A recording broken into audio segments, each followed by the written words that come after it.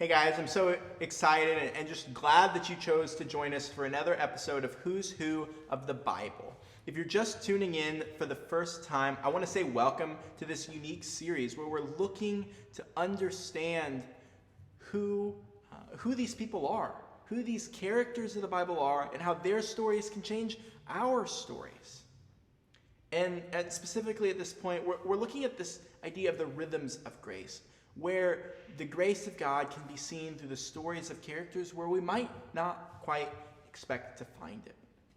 And if you've been watching from the beginning, I hope that you've gotten to see and have your eyes opened to the reality that God's been moving in and throughout the stories of people in the Bible. Through everyday people, God was moving. And I believe that as we see a movement of God's grace, we can see the strong rhythm of God's grace. We started with talking about Adam, Noah, Abraham, David, Jesus. And we've shifted gears to the rhythm of God's grace. And we've seen that in several characters. And today we come to Esther. Esther, like Jonah, has a whole book of the Bible to herself. But unlike Jonah, Esther's the lady. So ladies, this one's for you. But guys, don't tune out, because I think we can learn a lot from the incredible woman that Esther is and how the Bible talks about her, talks about her story. So the story of Esther begins with an introduction to its main characters. The characters play key roles in the book of Esther, including a king with a super hard name, Queen 1 named Vashti, Queen 2 who happened to be Esther, Haman, Mordecai, and then the Jewish people. And each of these people play unique roles in the story of Esther that we'll come to understand as the story unfolds. But ultimately, the story of Esther is how courage produces deliverance. It's a unique aspect of Esther's story is that it's actually the only book of the Bible where God's name isn't mentioned. Yet as the story unfolds, we'll see that just because God doesn't appear to be present doesn't mean that he isn't. So let's start with the king. King with the hard name had been throwing a party.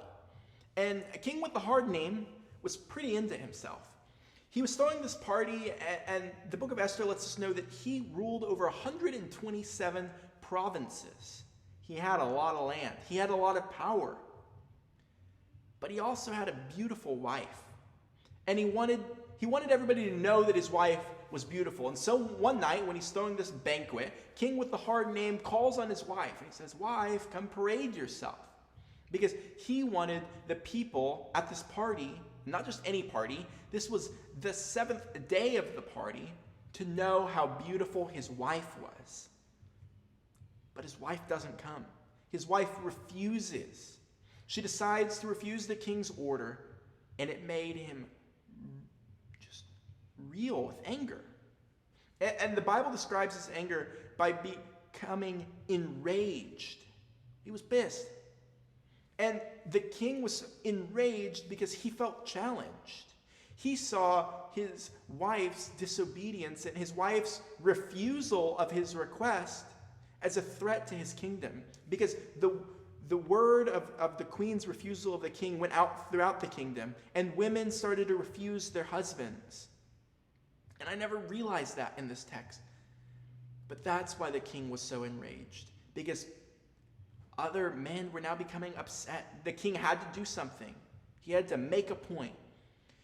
And so the king tries to make a point by sending out Queen Vashti to no longer be a part of his group of ladies.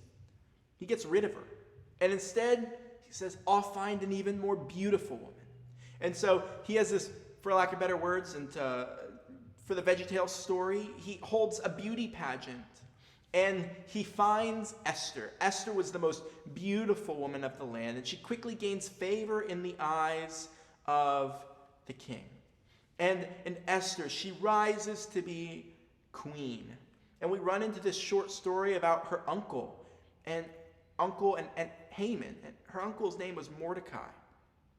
And Mordecai and Haman apparently knew each other, at least casually, to where Mordecai was supposed to be bowing down to Haman, and he refused. And Mordecai refused because he knew that he should only give his allegiance to God.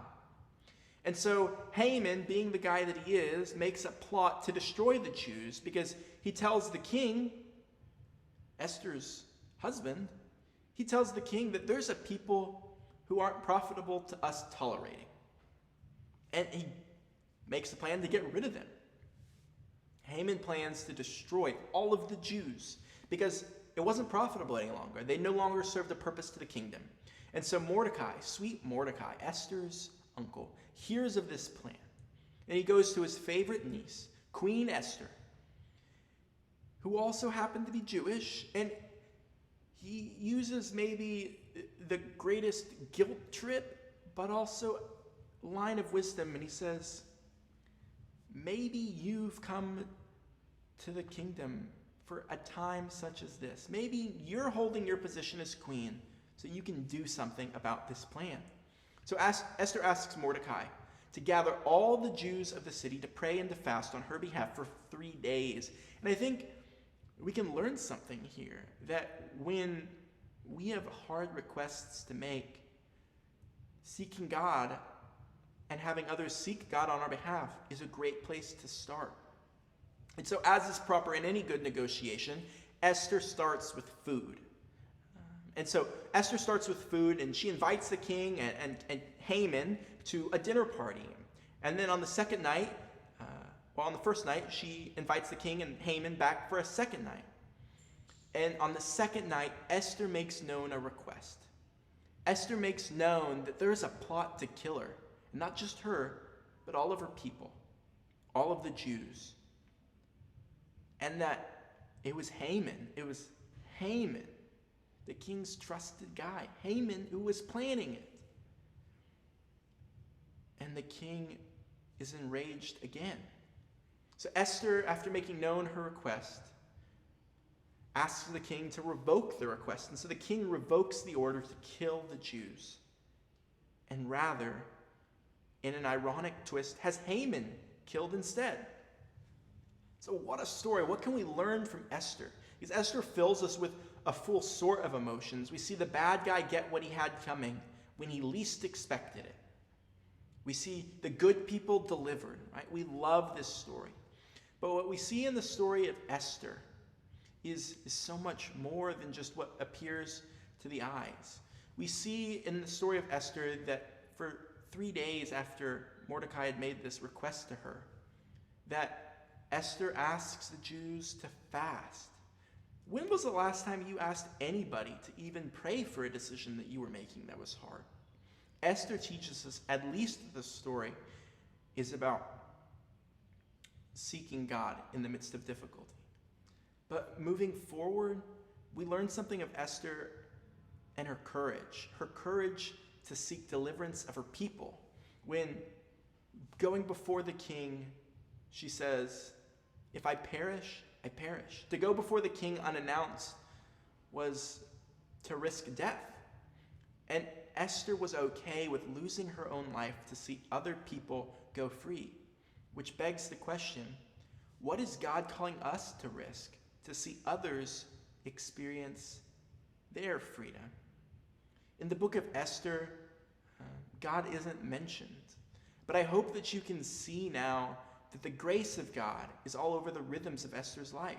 Her willingness to risk her life to see other people go free. Her willingness to push into the hard spaces with courage. The story of Esther can teach us that even when God feels absent, he's still at work. The story of Esther can teach us to seek God in the midst of difficult decisions. But more so, the story of Esther can teach us and remind us that where Esther had to risk her life to see God's people go free, Jesus wouldn't just risk his life, he would give his life so that we, his people, could go free. So if you're hearing the story of Esther for the first time, and you're in awe of how much she must have loved her people to risk her own life, ask yourself, how much Jesus must love you to have not just risked his life, but to have given his life for you. The story of Esther is just a small preview of what Christ would one day do. Let Esther's story change your story, as it's already changed mine. and I believe it will change yours.